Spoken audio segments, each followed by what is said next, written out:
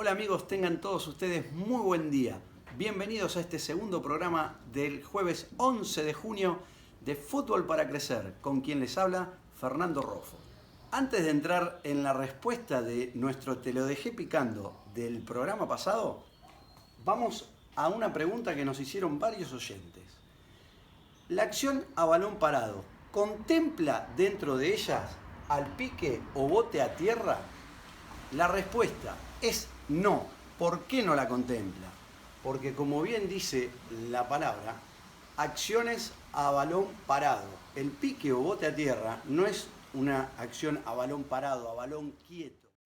Es una bola que pone en movimiento el árbitro, que se la concede al equipo que tenía la posesión de la pelota y se la da en movimiento, se la entrega en movimiento. Dos cosas para destacar de esta jugada. La primera, por reglamento, una vez que el árbitro concede y pone en juego ese pique o acción a bote a tierra, la pelota está en movimiento desde el momento que la misma toca tierra. Es decir, la suelta desde la altura de sus manos. Cuando la pelota toca tierra, automáticamente ya está en juego nuevamente el juego propiamente dicho. Si la pelota no toca tierra, no está habilitado para jugar el equipo poseedor, tenedor de la pelota. Otro comentario importante para hacer de esta jugada también, miren qué rica la pregunta, ¿no? Otro comentario importante es que el equipo defensor de esa jugada tiene que estar a 4 metros. Fíjense cómo salimos de los 9-15 que hay en cualquier acción a balón parado y por qué, un argumento más de por qué esta no es considerada una acción a balón parado, porque el balón no solo es que se entrega en movimiento por parte del árbitro hacia el jugador del equipo tenedor, sino que además el equipo rival, el primer marcador del equipo rival, por reglamento tiene que estar a 4 metros de distancia de quien va a ser el receptor de esa pelota. Otro comentario que suma a esta pregunta, o a la respuesta que estoy dando a esta pregunta, es que cuando sucede que se detiene el juego, es por la nueva reglamentación del IFAB, quién tiene o quién continúa o quién se lleva ese bote a tierra a favor. Se la lleva el equipo tenedor, el equipo que tenía la tenencia de la pelota. Lo mismo si porque, ejemplo, se le da, yo soy el jugador de un equipo que le estoy dando el pase a un compañero. En el trayecto, en el recorrido del pase, el balón pega en el árbitro y cambia el curso de la pelota, cambia la dirección de la pelota. Ahí automáticamente con la nueva regla tiene que detener el juego el árbitro. ¿Por qué? Porque cambia el curso del juego. ¿Qué es lo que hace ahí el árbitro? Concede un bote a tierra al equipo tenedor, es decir, a mi equipo, y continúa el juego. ¿Está bien? Pero hay varias acciones, incluso se los voy a poner en el TikTok, en uno de los TikTok de esta semana que viene, les voy a poner una jugada puntual que hay de un gol que hace Argentina contra Uruguay, si mal no recuerdo, en el cual la pelota pega en un jugador, rechaza a un jugador uruguayo, pega en el árbitro, le queda, estoy casi seguro que le queda a Riquelme la pelota. Le queda a Riquelme, Riquelme pone el centro y Messi o Tevez terminan haciendo el gol. Era una selección sub-20, lo voy a pasar en TikTok. Tengo que ir a la videoteca porque es un ejemplo claro de cómo con la antigua regla no se detenía el juego y ahora con la nueva regla sí. Entonces ese gol, nada, no hubiera valido, porque ahí el árbitro le tenía que dar la pelota a Uruguay y cambiaba totalmente la acción del juego. Otra variante que tiene esta misma jugada es que si se produce dentro del área, el árbitro da un bote a tierra en forma directa al arquero, al portero del equipo que tenía la tenencia. Ahora sí vamos a la respuesta del Te la dejé picando del programa de la semana pasada. ¿Cuántas fases de juego tiene el fútbol? Son dos. La defensiva y la fase ofensiva. Y después hay un cambio de estado entre estas fases que se denomina transiciones. Son la transición o es la transición defensa-ataque, ataque-defensa. Lo que vamos a ver ahora son las diferentes subfases. Iniciamos con las subfases. Dijimos que hay dos fases que son la fase defensiva y la fase ofensiva. Y tenemos las transiciones que van de la fase defensiva a la ofensiva y de la ofensiva a la defensiva. Cuando hablamos de subfases, lo dividimos en dos grandes grupos. El defensivo, en los cuales colocamos la defensa posicional, que a mí me gusta decir siempre organizada. La transición defensiva organizada, las acciones a balón parado organizadas y las situaciones especiales. Aquí completamos las subfases que tienen la fase defensiva. Luego, estas van teniendo otras subfases que se van abriendo dependiendo cómo sea la acción del juego, en qué lugar de la cancha se desarrolla. Pasamos a las ofensivas. Tenemos el ataque posicional organizado, la transición ofensiva organizada, las acciones a balón parado organizadas y las situaciones especiales. De esta manera contemplamos las fases y las subfases principales que tiene el juego. Les decía que a su vez tenemos diferentes subfases, les doy las principales dentro de la defensiva, la defensa en campo rival, la defensa en campo propio y la defensa de juego directo por parte del rival. Y cuando paso a subfases dentro del ataque propio, tengo que mencionar como subfases la salida de balón del oponente, el juego directo que le voy a hacer al oponente y el... Llegamos al segmento del programa que más repercusión tuvo en nuestros suscriptores. 10 preguntas, 10 respuestas. Pregunta número 1. En el fútbol alemán, un jugador convierte 3 goles, el primero, el segundo y el cuarto. ¿Se lleva el balón como premio luego de finalizado el partido? Respuesta: no, no se lo lleva, porque es fútbol alemán. No tiene las mismas normas que otras ligas de Europa, o mismo las de Sudamérica. En el fútbol alemán, para que un jugador se lleve el balón luego de finalizado el partido, tiene que hacer los 3 goles de manera consecutiva. Pregunta número 2. ¿Una falta de mano puede ser directa o indirecta? Respuesta: no, no puede ser una o la otra. Todas las faltas de mano son directas en cualquier lugar de la cancha donde se produzca. A modo de ejemplo, mano en el área es penal. Pregunta número 3. Pateo al arco. En el transcurso desde que pateo hasta que la pelota llega al arco, el árbitro pita el final del partido. ¿Vale ese gol o no vale? La pelota está en el aire cuando pitó el árbitro. Respuesta: el gol reglamentariamente no vale, el árbitro de hecho no lo va a cobrar, pero hay una norma no escrita que se llama criterio. ¿Está bueno que un árbitro finalice cuando la pelota va en el aire con dirección de arco, que finalice el tiempo con la pelota en el aire? No, no está bueno, porque si termina en gol se gana un problema. Y es una acción que requiere de tener criterio para poder arbitrarla correctamente. O lo termino antes de la acción o lo termino después. Ahora, reglamentariamente, ese tiro a portería, ese tiro a arco que entró, no es gol ni le van a cobrar gol. Pregunta número 4.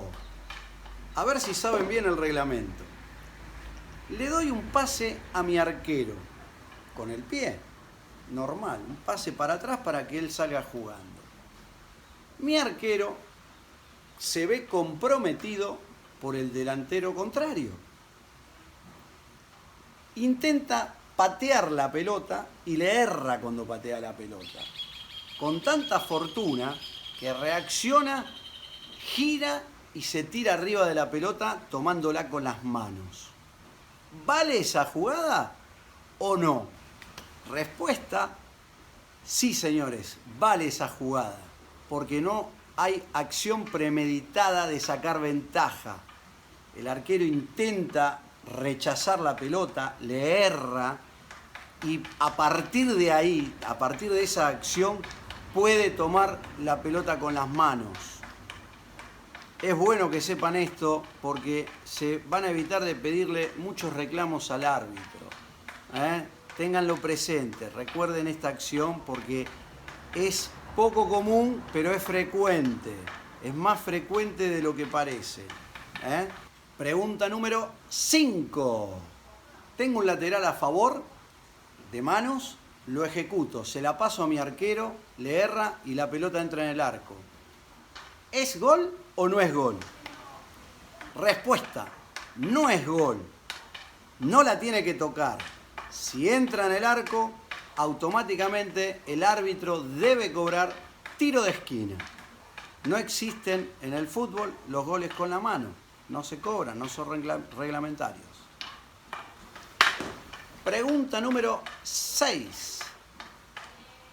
Misma jugada que la anterior, nada más que en vez de dársela a mi arquero, la tiro sobre el arco contrario. La pelota pega en el arquero y entra. ¿Es gol o no es gol? Respuesta, es gol porque la tocó el arquero.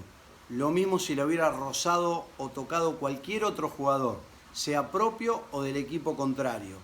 Es gol si la toca alguien en el recorrido. Si no la toca nadie, es saque de meta. Pregunta número 7. Y seguimos con los defensores y los arqueros. Soy defensa o compañero de mi arquero. Le paso la pelota, la levanto, la tengo en el piso con el pie, la levanto y le paso la pelota con el pecho para que él la tome con la mano. Pero lo estoy haciendo por tercera vez ya en diferentes jugadas. Hice esta jugada explicada. Levanté la pelota y se la pasé con el pecho para que mi arquero la pueda agarrar con las manos. ¿Es válida la jugada? Respuesta, no es válida. Le van a cobrar tiro libre indirecto, muchachos, porque están sacando ventaja deportiva. Entonces, les comento lo siguiente. Si está hecho en situación de juego normal, lógicamente yo con cualquier sector del cuerpo, de las rodillas para arriba, le paso la pelota a mi arquero, él la puede tomar con las manos. Está claro eso. Ahora, si lo estoy haciendo para sacar ventaja deportiva, ya sea en una primera acción, en una segunda, en una tercera acción que se reitera, olvídense, es tiro libre indirecto para el equipo contrario por falta antideportiva. Pregunta número 8. En un tiro penal, toco la pelota hacia atrás del punto penal para darle un pase a un compañero que viene a la carrera y hace el gol. ¿Es válido el gol? Respuesta, se van a sorprender, no es válido el gol, porque siempre en un tiro penal el movimiento de la pelota debe ser hacia adelante. Pregunta número 9. Hago un gol, lo festejo antirreglamentariamente, me sacan amarilla, no cobran el gol porque lo llamaron al árbitro para decirle que era fuera de juego. ¿Vale o no vale la tarjeta amarilla que me sacaron? Respuesta, sorpréndase, vale la tarjeta amarilla. Queda el jugador amonestado como amonestado para el resto del partido. Pregunta número 10. Para que se sorprendan, saque de inicio de juego. Lo hago yo, pateo sobre mi mismo arco. Entra la pelota, es gol. ¿Saca el contrario del medio? Respuesta, no. No saca al rival del medio. Se cobra tiro de esquina para el equipo rival.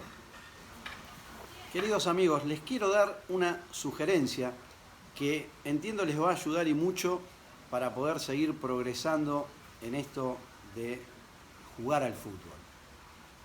Conozcan el reglamento, apréndanse el reglamento, enséñenles a sus jugadores, para los entrenadores, enséñenles el reglamento.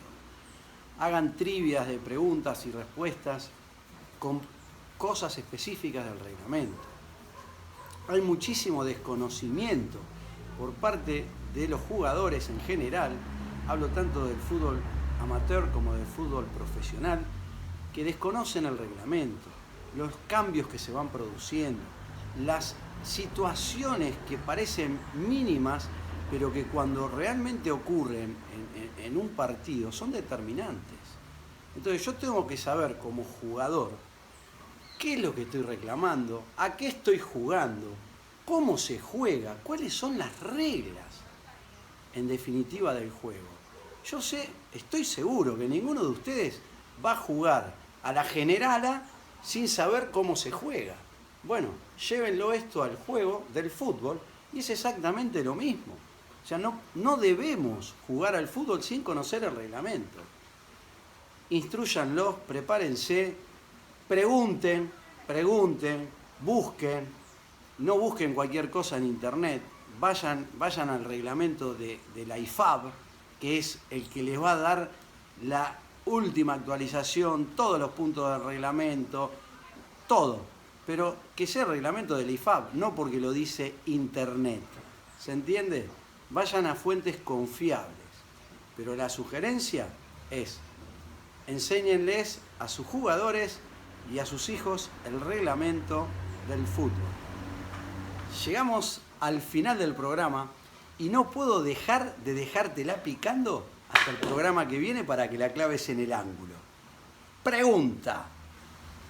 En la última final por la Copa Libertadores entre Flamengo de Brasil y River Plate de Argentina, sucede algo en lo cual tiene vital preponderancia un miembro del cuerpo técnico de uno de estos equipos. La pregunta es, ¿ustedes saben qué hizo ese miembro del cuerpo técnico de uno de los equipos para que su equipo llegue de la mejor forma? Bueno amigos, esto es todo por hoy. Si les gustó el programa, dennos like, suscríbanse y recomiéndennos. Por otro lado, sepan que en TikTok subimos todos los videos referidos a diferentes jugadas a lo largo de todos los días de la semana. El usuario de nuestro TikTok es @ferrofo. Fer, F-E-R-R-O-F-O. Los esperamos.